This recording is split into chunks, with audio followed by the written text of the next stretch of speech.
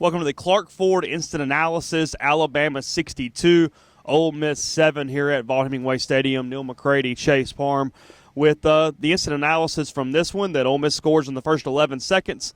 All Alabama after that point, Neal. And let's start actually with the Ole Miss offense, because we always talk about the Ole Miss defense, but an offense that came in, they knew they have to go blow for blow with Alabama to make this a four-quarter game. 248 total yards, minus the 75 on the first play of the game. Jordan Ta'amu, by far his worst game of the year. He said that Alabama's quickness and speed was something they had not been able to prepare for. It did affect him as the game went on. He played the entire game, basically because he wanted to send a message to his team he wasn't quitting. But from an offensive standpoint, a real struggle for Ole Miss, and at least a blueprint for other teams to kind of look at, and even though they don't have that kind of talent, go, here's what you can do to slow down that attack. Yeah, they scored on the first play with the DK Metcalf play, and then DeMarcus Lodge was open on a second play, and I think he underthrew the ball a little bit. And then after that, Chase, really, there was never an opportunity to get in the end zone. They had a little success running the ball at times. They had a little success at times with the intermediate game, but for the most part, Alabama put the clamps on them, and that has to be alarming because so much of the belief around this program has been that offensively they're so good that they can't be stopped, that they're going to be able to score with people. And tonight, Alabama proved that, at least in one occasion, that's not the case. Did much for the same on the other side of the ball. Alabama with 418 yards of offense in the first half. They scored 49 points. The SEC record was 52. Alabama did that against Vanderbilt in 1990. Alabama missed a field goal inside 40 yards that would have tied that record. This is coming a week after Ole Miss allowed 386 yards to Southern Illinois, which was an FCS record against an SEC team. So record-breaking in a bad way for Ole Miss, still kind of more of the same.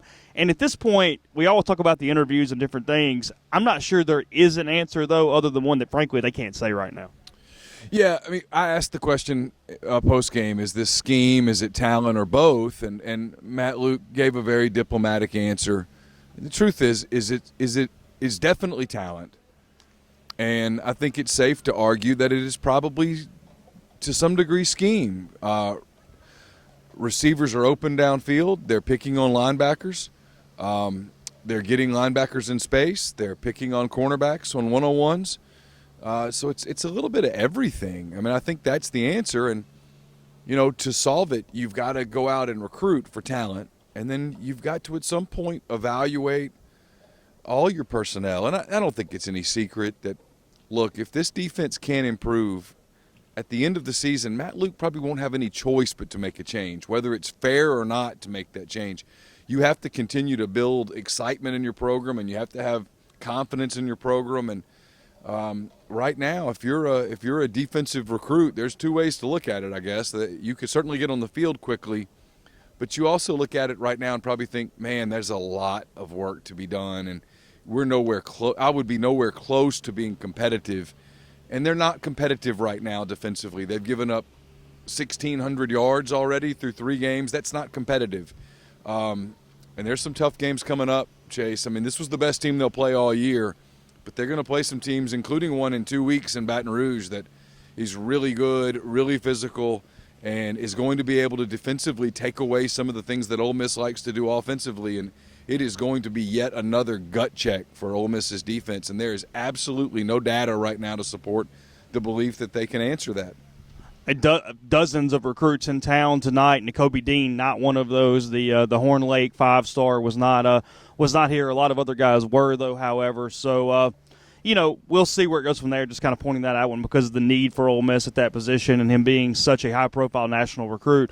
But for Ole Miss, again, you turn the page. Kent State next week. Who knows what that crowd looks like? And then at LSU, there's winnable games. But as you kind of write in your column tonight, those are kind of losable now too. So for Ole Miss, it is grading on a bit of a curve. It's figuring out what to make of the rest of the season and then what to make of this defense as we move forward. Yeah, I mean, there's not much to say to that other than people spend a lot of time looking for wins on a schedule, and you can find some that are winnable, but like you said, they're losable too.